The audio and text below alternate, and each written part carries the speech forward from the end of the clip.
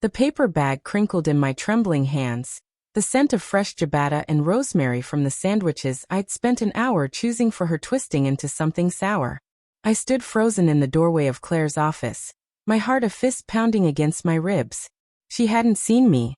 Her lips were locked with his, some man in a tailored suit, his hands gripping her waist like she was his to hold. The world tilted, and I couldn't breathe. I'd driven across town on my lunch break, a rare Wednesday off, imagining her smile when I showed up with her favorite turkey club. She'd been distant lately, her texts curt, her evenings late. "Work's insane," she'd say, her hazel eyes darting away. I believed her. I always believed her. The way she'd laugh about her boss's bad coffee breath or vent about deadlines, it felt real. But now, watching her fingers curl into his hair, I saw the lie in every moment I'd trusted. The office was a glass and steel cage, sunlight streaming through floor-to-ceiling windows, glinting off her desk where our wedding photo sat. A mockery now. Her assistant wasn't at her post, probably on lunch herself, so no one had warned Claire I was coming. No one to stop me from seeing the truth. The man murmured something, his voice low and intimate, and Claire laughed, a sound I thought belonged only to me. My knees buckled, but I caught myself on the doorframe, the bag slipping to the floor with a soft thud. She turned at the sound, her eyes locking onto mine. For a split second, her face was a canvas of shock, wide eyes, parted lips. Then something else flickered there. Guilt? Defiance? "Tom," she gasped, stepping back from him. The man turned, his jaw tight, assessing me like I was an intruder in my own marriage. "Claire," I said, my voice a stranger's, hoarse and cracking. "What is this?" She smoothed her blouse, her hands shaking. "It's not what it looks like," she said, too quickly. The man, tall, sharp-cheeked, with eyes like a predator, said nothing, just adjusted his cufflinks. I wanted to punch him, to scream, but my body felt heavy, like I was sinking into the floor. "Not what it looks like," I repeated, stepping into the room. The air smelled of her perfume, sweet and cloying, now tainted. "You're kissing him, Claire. In your office. Where's the misunderstanding?" She glanced at him, then back at me, her lips trembling. "Tom, let's talk about this at home. Please." Her voice was soft, pleading, the way it was when she'd ask me to forgive her for forgetting date night or snapping after a long day. But this wasn't a missed dinner. This was betrayal, sharp and slicing. "Who is he?" I demanded, my eyes burning into the man. He met my gaze, unflinching. "David," he said, extending a hand I didn't take. "I work with Claire." "Work?"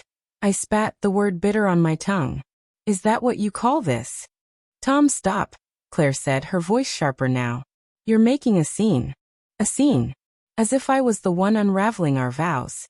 I laughed, a hollow sound that echoed in the sterile room. "You're my wife," I said, my voice breaking. 10 years, Claire. 10 years, and I find you like this."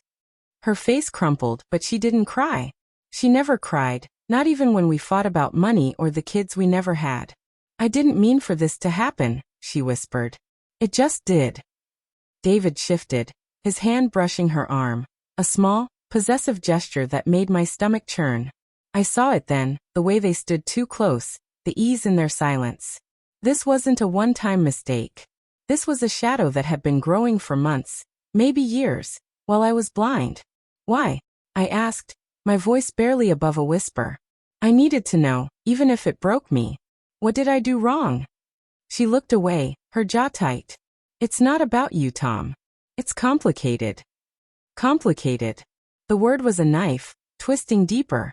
I thought of the mornings I'd made her coffee, the nights I'd held her when she couldn't sleep, the promises we'd made under starlit skies. Had it all been a lie? David cleared his throat. "I should go," he said, but Claire grabbed his wrist, a reflex she didn't hide. That small act shattered something in me, something I didn't know could break. "No," I said, my voice steady now, cold. "You stay. I'm leaving." "Tom, wait." Claire started, but I was already turning, the world blurring through tears I refused to let fall. I left the bag of sandwiches on the floor, a pathetic relic of my trust. As I walked out, her voice followed me, calling my name, but I didn't stop.